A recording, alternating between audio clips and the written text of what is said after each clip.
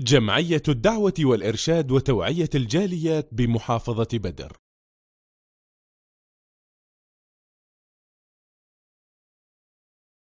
الحمد للہ رب العالمین والصلاة والسلام علی اشرف الانبیاء والمرسلین اما بعد.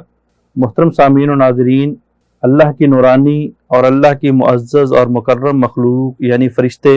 ان کی دعائیں خوش نصیبوں کو حاصل ہوتی ہیں، اور ان خوش نصیبوں کے اندر وہ لوگ بھی شامل ہیں جو صف اول کے اندر نماز پڑھتے ہیں۔ اللہ کے رسول علیہ الصلاۃ والسلام نے فرمایا کہ بے شک اللہ کے فرشتے ان انسانوں کے لیے دعائے مغفرت کرتے ہیں، ان کے لیے بخشش کی دعا کرتے ہیں جو امام کے ساتھ پہلی صف کے اندر نماز ادا کرتے ہیں، جو پہلی صفوں کا اہتمام کرتے ہیں، اس لیے کہ پہلی صفوں کے اندر خیر ہی خیر ہے۔ جو انسان پہلی صف کا اہتمام کرے گا وہ قرآن کی تلاوت کثرت سے کرے گا، جو انسان پہلی صف کا اہتمام کرے گا وہ اللہ کا ذکر کثرت کے ساتھ کرے گا، جو پہلی صف کے اندر نماز پڑھنے کا اہتمام کرے گا وہ اقامت کے ساتھ تکبیر اولیٰ کے ساتھ نماز پڑھنے کا اہتمام کرے گا۔ جب یہ ساری کی ساری بھلائیاں اکٹھی ہو جائیں گی، ساری کی ساری خوبیاں جمع ہو جائیں گی، تو یقیناً اللہ کے مقرب اور معظم بندے یعنی اللہ کے فرشتے بھی ایسے انسان کے لیے دعائیں کریں گے۔ پہلی صف کے اندر نماز پڑھنے کا اہتمام کیجئے، فرشتوں کی دعائیں لیجئے، فرشتوں کی دعائیں مغفرت لیجئے۔ اور اسی طرح اللہ کے رسول صلی اللہ علیہ وسلم نے فرمایا صحابہ کرام کو، اے صحابہ تم اس طرح صفیں کیوں نہیں بناتے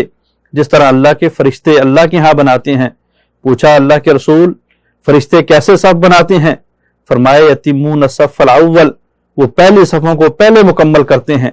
اور وہ صفوں کے اندر جڑ کے کھڑے ہوتے ہیں۔ اسی طرح اللہ کے رسول علیہ الصلاۃ والسلام نے پہلی صف کی فضیلت بیان کرتے ہوئے فرمایا کہ اگر کسی انسان کو پتہ چل جائے کہ اذان دینے کا اجر کیا ہے اور پہلی صف کے اندر کھڑے ہو کے نماز پڑھنے کا اجر کیا ہے، تو اگر اس انسان کو اپنی جگہ حاصل کرنے کے لیے کرہ بھی ڈالنا پڑے تو وہ کرہ بھی ڈالے، وہ کرے کے بغیر اپنی جگہ کسی کو دینے کے لیے تیار نہ ہو، اس قدر وہ اہتمام کرے پہلی صف کے اندر نماز پڑھنے کا اور اذان دینے کا۔ اسی طرح اللہ کے رسول علیہ الصلاۃ والسلام نے فرمایا پہلی صف کے اندر نماز پڑھو،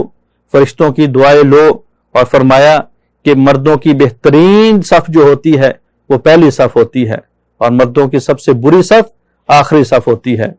اور عورتوں کے بارے میں فرمایا کہ بے شک عورتوں کی سب سے بری صف پہلی صف ہوتی ہے اور ان کی سب سے بہترین صف آخری صف ہوتی ہے، جس کے اندر وہ کھڑے ہو کے مردوں کی آوازوں سے دور رہتی ہیں یا اپنی آوازوں کو مردوں تک پہنچانے میں جو ہے وہ دوری اختیار کرتی ہیں۔ اسی لیے اللہ کے رسول علیہ الصلوۃ والسلام نے بالخصوص مردوں کو پہلی صف کے اندر نماز پڑھنے کی تلقین فرمائی۔ دعا ہے اللہ رب العالمین ایسی احادیث کے اوپر بالخصوص عمل کرنے کی توفیق عطا فرمائے۔ السلام علیکم ورحمۃ اللہ وبرکاتہ۔